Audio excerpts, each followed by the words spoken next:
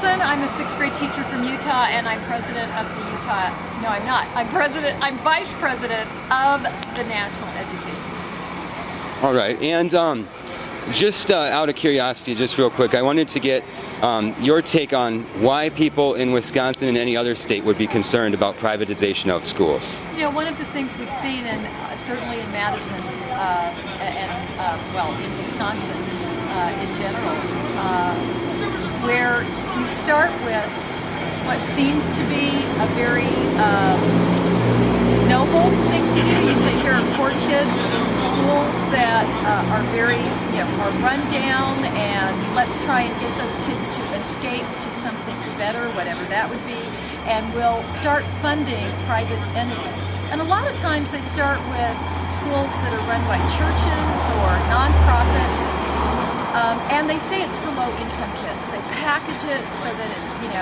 touches your heart. But what we found out is slowly but surely, it's an excuse to keep underfunding those schools that need the resources. Okay, so we got 10 kids into a charter school or a voucher school, and they're run by for-profits and franchises, and people are starting to make money off of these kids. And when we go back and we say, but look at the class size, look at the technology in these public schools, look at the rundown school buildings, we need funding for this. They went, we don't have money for that, we gave it all to the voucher program and the charter schools. So we see that there is a concerted effort to start packaging this privatization of public schools with the face of poor children.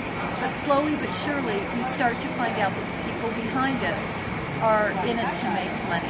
Do they often do that with special needs kids as well? One of the things they did in some of the Edison schools in New York, there was a lawsuit filed by special ed parents who said, all right, they promised us something better, so we take our kids over to an Edison school. Special ed kids are very high maintenance, expensive services. That's why they're special ed kids. They need more. And Edison didn't want to provide those services. Say these parents filed a lawsuit and said, they tried to push our kids out. They tried to say, this school isn't really for your kind of kid. Your kid would be better served in the public schools because they're expensive children to serve. So we've seen the agenda, and it's not pretty. It's usually got a for-profit spin to it.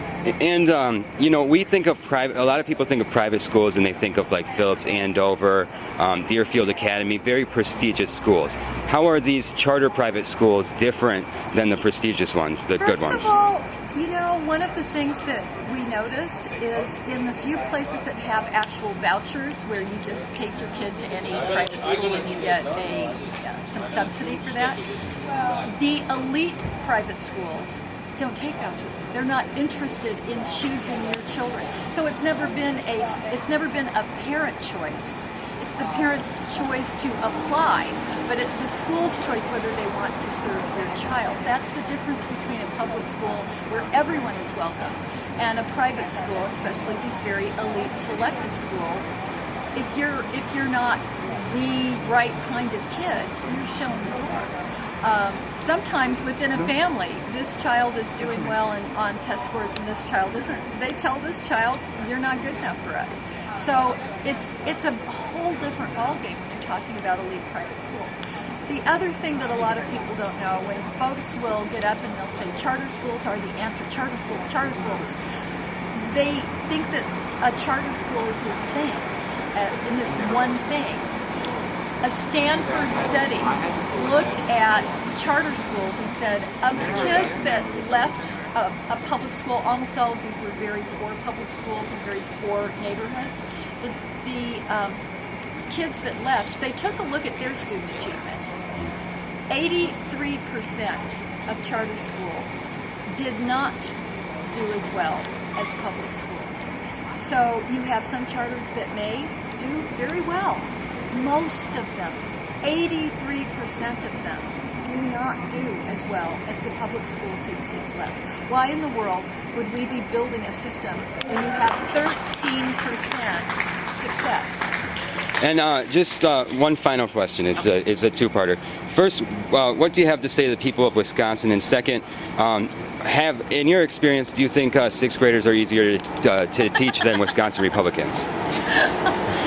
Okay, that is actually two questions because I taught the low math group, and so I can count to one question, two questions. So I got it. And that was really very clever on your part.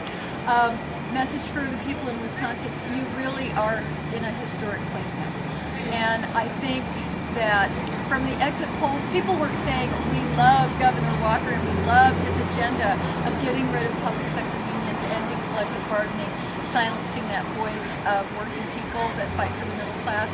He told them, and he had lots and lots and lots of money to tell them something that wasn't true. That his agenda was all about saving them a tax increase, and that we were somehow responsible for the economy in Wisconsin. Both of those things are not true. And we could not compete with the incredible billionaire dollars that were flowing in to his campaign. What we did find out, though, is that it still matters that individuals who are willing to knock on doors and talk to their neighbors and do a phone bank. We won a very important Senate seat. We flipped the Senate over to the other side. So now the governor cannot ramrod his agenda through a House and Senate that will just rubber stamp what he puts in front of them. So I think the people of Wisconsin are protected from that one-sided government. They now have a goalie. They have somebody that's going to keep bad things from happening, and that's important. And that's important. Yeah. Which one's easier to teach? Which one's easier to teach? Just real quick.